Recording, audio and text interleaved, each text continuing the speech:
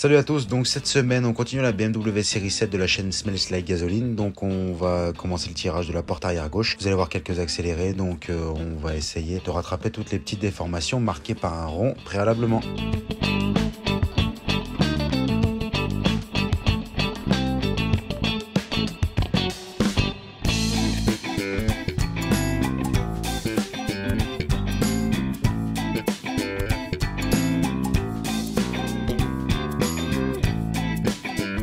Donc on continue avec la porte arrière, donc on va commencer à lisser à la cale toutes les petites déformations qui n'ont pas besoin de remettre de matière.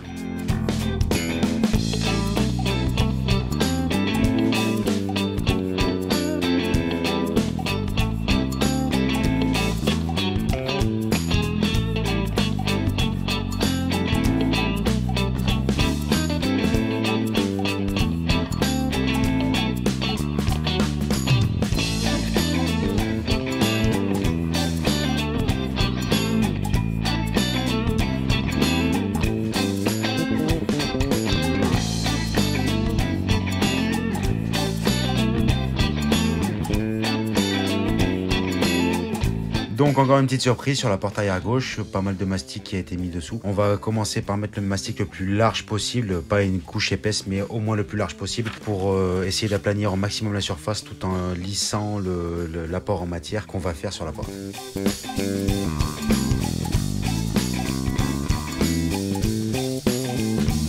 Allez, on continue avec la suite. Donc on voit qu'il y a un problème d'alignement entre la porte avant, la porte arrière, l'aile avant, donc le côté gauche. Donc on vous montre avec ces images les différents décalages et on va ensuite complètement tout régler pour avoir l'alignement le plus parfait possible.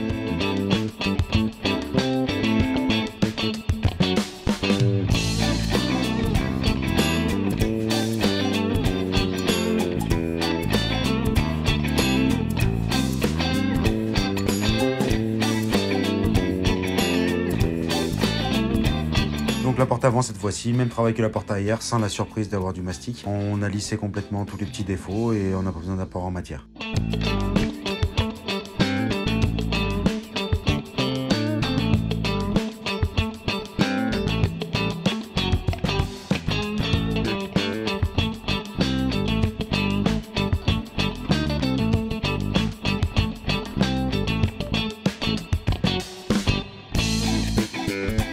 Allez, on continue avec un petit accéléré de l'avant gauche avec quelques tirages.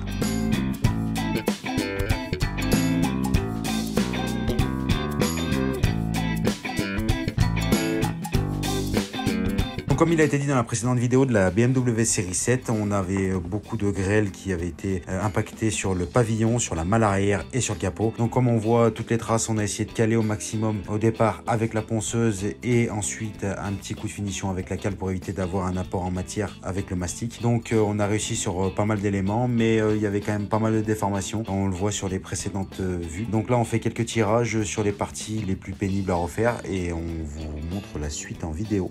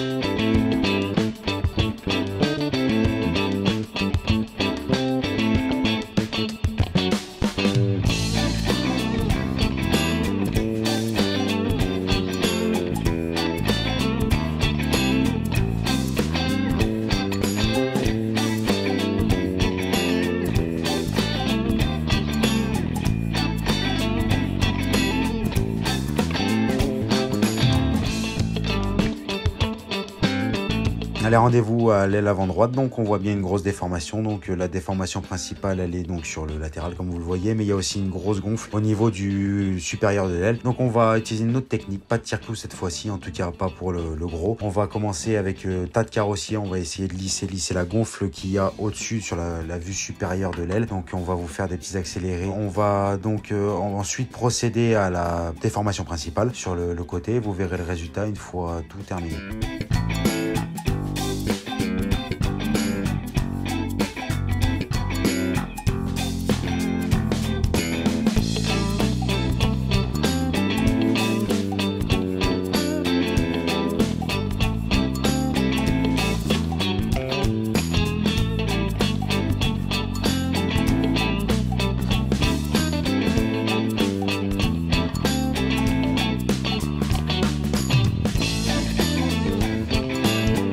Donc on continue avec le décapage donc de cette gonfle. On voit bien que on a réussi à 95% à donner la forme qu'on voulait à l'aile. On va continuer à être le plus précis possible pour, comme d'habitude, ne pas mettre de mastic. On rappelle, on est toujours sur une restauration, la restauration moyenne mastic, puis de qualité. Donc avec le temps ça tiendra et c'est là qu'on verra donc toujours une meilleure restauration. C'est aussi sans mastic. Donc on vous laisse sur quelques images.